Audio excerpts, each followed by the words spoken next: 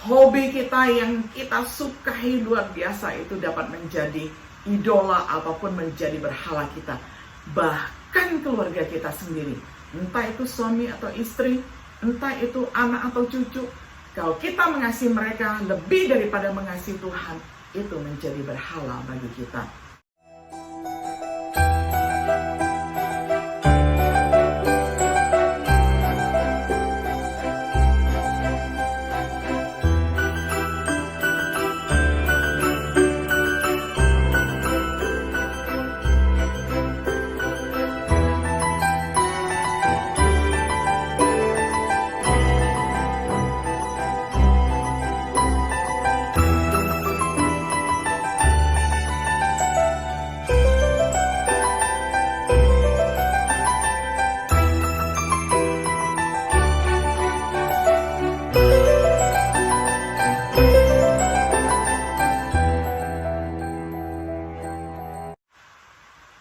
Shalom, sahabat Biblika yang dikasih oleh Tuhan. Senang sekali hari ini kita dapat berjumpa kembali di dalam acara Refleksi Sahabat Biblika. Pada hari ini kita tiba pada episode yang ke-23 di dalam serial pembahasan kitab Galatia dengan tema Perbuatan Badani pada bagian yang pertama.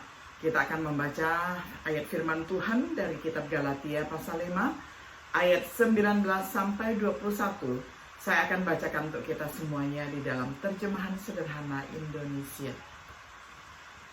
Sebaliknya, kalau kita hidup menurut keinginan badan yang jahat, hasilnya jelas perbuatan-perbuatan dosa ini: perzinahan, percabulan, persetubuhan yang tidak wajar, mengikuti hawa nafsu, menyembah berhala, terlibat dalam ilmu sihir, membenci orang lain, berkelahi, cemburu, mudah marah, mementingkan diri sendiri, menimbulkan perpecahan, mengikuti ajaran sesat, iri hati, membunuh, mabuk-mabukan, berpesta liar, dan semua dosa yang lain. Sekarang saya ulangi lagi peringatan yang pernah saya berikan kepada kalian waktu kita masih bersama.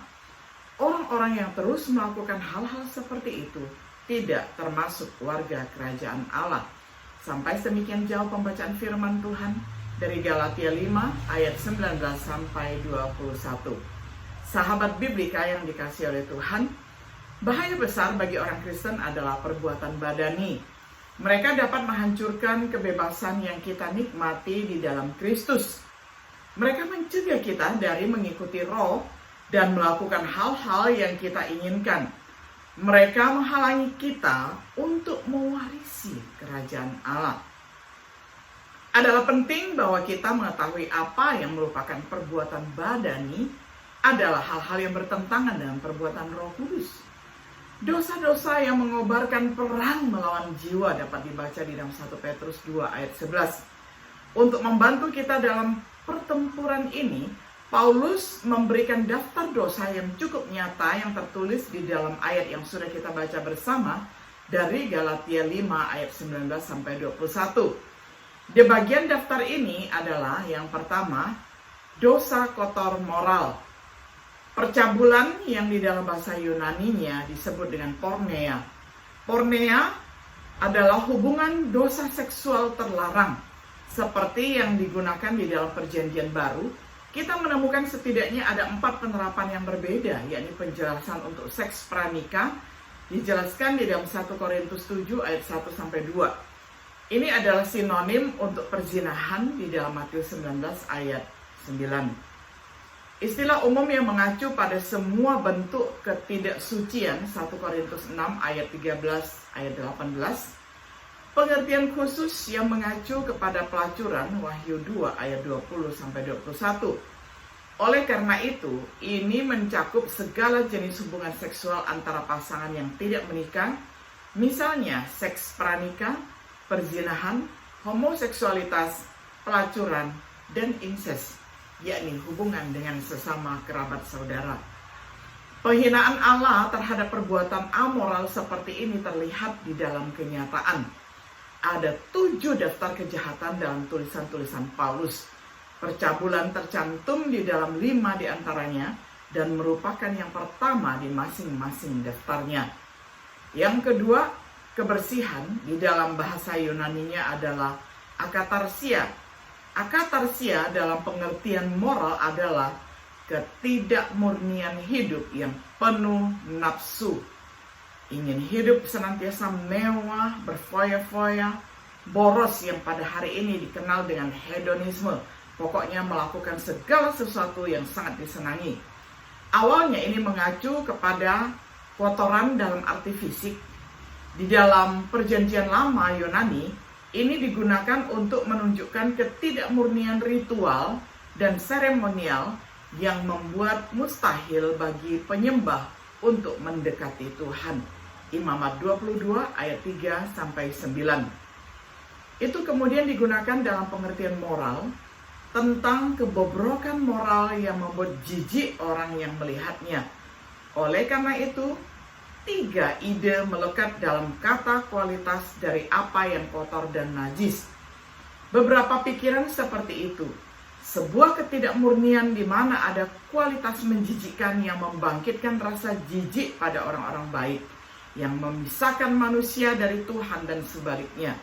Sungguh diberkati Allah orang yang tulus hatinya, karena merekalah yang akan selalu memandang Allah.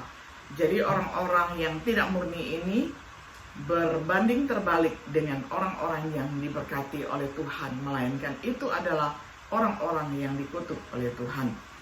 Namun ada beberapa orang di antara kalian jemaat Sardis yang tidak menodai diri dengan melakukan kejahatan. Kamu akan berjalan bersamaku dengan pakaian putih, karena kamu pantas menerima kehormatan itu. Wahyu 3 ayat 4. Jadi orang yang berpakaian putih ini adalah simbol bahwa Allah berkenan akan perbuatannya. Ini juga adalah simbol bahwa orang itu menyukai perbuatan yang baik, yang suci, yang tidak ternoda. Lalu yang ketiga adalah kebodohan, yang di dalam bahasa Yunaninya memakai kata aselgia. Aselgia juga diterjemahkan sebagai nafsu seks, tidak bermoral, sensualitas. Arti dasar dari kata di Perjanjian Baru tampaknya dikaitkan dengan akses seksual di depan umum.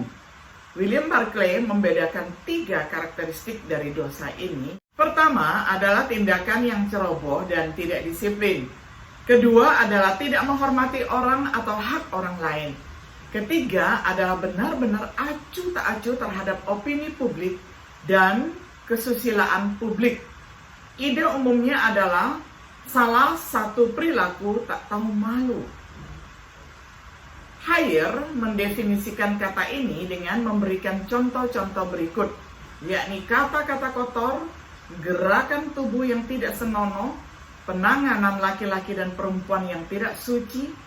Kata ini adalah salah satu yang paling tepat untuk menggambarkan tentang apa yang sering terlihat di banyak tarian modern, musik teater, apa yang terjadi di banyak konser, dan di banyak acara bincang-bincang ataupun talk show. Konteks yang sering ditemukan dalam kitab suci membantu untuk memahami kata ini, misalnya di dalam Roma 13 ayat 11-14, Efesus 4 ayat 17-19, kemudian 1 Petrus 4 ayat 1-4. Dengan 3 kata ini, yakni porneia, akatarsia, aselgia, kita belajar bahwa perbuatan badani melibatkan dosa kenajisan moral. Kita akan melanjutkan daftar Paulus. Kita mencatat bahwa mereka juga melibatkan hal yang keempat adalah dosa, penyembahan berhala dan sihir. Penyembahan berhala dalam bahasa Yunani adalah idolatreia. Idolatreia adalah pemujaan gambar atau patung. Tentang penyembahan berhala seperti yang biasa dianggap. Pada masa awal ataupun tahap awal penyembahan berhala, tidak ada yang menyembah berhala atau patung itu sendiri. Berhala itu hanya melayani 2 tujuan, untuk melokalisasi dewa yang diwakilinya dan untuk memvisualisasikan dewa yang diwakilinya. Itu hanya dirancang untuk memudahkan penyembahan dewa yang diwakili oleh berhala. Namun tidak terhindarkan, orang-orang akhirnya akan menyembah berhala atau patung itu sendiri.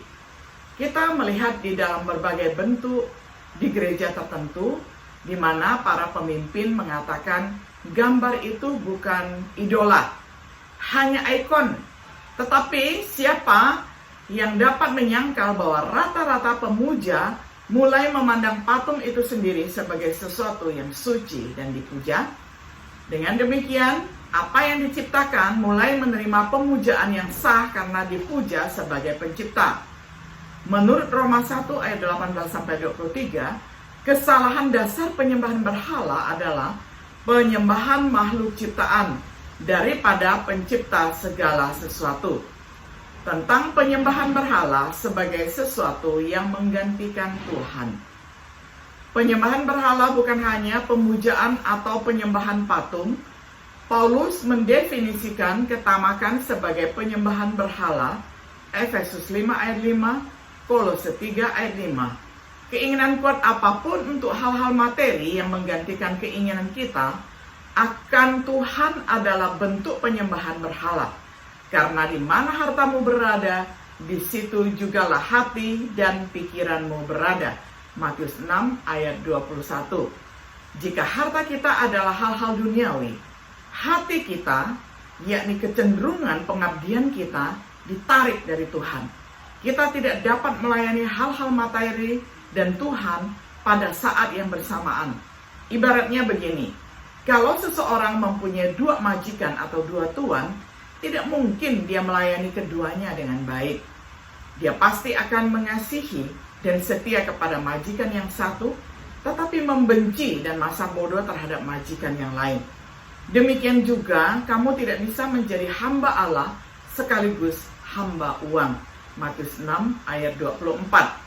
Dengan demikian, kita bisa menjadi penyembah berhala ketika kita menjadikan hal-hal selain Tuhan sendiri sebagai prioritas kita di dalam hidup kita. Misalnya, pekerjaan bisa menjadi idol kita, menjadi berhala kita. Dan rumah yang kita bangga-banggakan juga bisa menjadi idol ataupun berhala kita. Hobi kita yang kita sukai luar biasa itu dapat menjadi idola ataupun menjadi berhala kita. Bahkan keluarga kita sendiri, entah itu suami atau istri, entah itu anak atau cucu, kalau kita mengasihi mereka lebih daripada mengasihi Tuhan, itu menjadi berhala bagi kita. Kemudian yang kelima adalah sihir. Di dalam bahasa Yunaninya, pharmakeia. Pharmakeia digunakan dalam 3 cara, yakni pertama secara medis, sehingga penggunaan obat-obatan tanpa makna buruk sama sekali. Kedua, penyalahgunaan obat jadi meracuni, bukan menyembuhkan. Praktek ilmu sihir dan ilmu gaib yang sering menggunakan obat-obatan untuk merapal mantra dan mengubah perilaku orang lain. Praktik ilmu sihir dan ilmu gaib sangat dikutuk. Seperti dikatakan di dalam kitab Keluaran 22 ayat 18, seorang ahli sihir perempuan janganlah engkau biarkan hidup. Tetapi berkat-berkat itu tidak akan pernah diterima oleh orang-orang yang takut menjadi pengikutku, yang menyangkal sebagai pengikutku, yang suka berbuat dosa, yang menodai diri dengan berbagai macam dosa menjijikkan, yang terlibat di dalam ilmu sihir dan perdukunan, juga para pembunuh, orang-orang cabul, penyembah berhala, dan semua penipu. Mereka akan dilemparkan ke dalam lautan api bercampur belerang. Itulah yang disebut kematian tahap kedua. Wahyu 21 ayat 8. Contoh dosa hari ini, dosa sihir dan juga dosa ilmu gaib, itu ada di dalam peningkatan jumlah agama berdasarkan okultisme. Jadi okultisme ini pun bagian daripada yang masuk di dalam ilmu-ilmu sihir ataupun gaib yang Tuhan sangat tidak sukai dan Tuhan kutuk. Dan kemudian juga yang menggunakan obat-obatan di dalam agama mereka ataupun di dalam ritual mereka, ataupun penggunaan narkoba sebagai sarana untuk rekreasi. Hal-hal yang menyenangkan juga termasuk di dalam kategori ini ataupun okultisme modern. Ingatlah bahwa mengubah perilaku orang lain melalui obat-obatan semacam itu adalah fungsi dasar ilmu sihir dan ilmu gaib.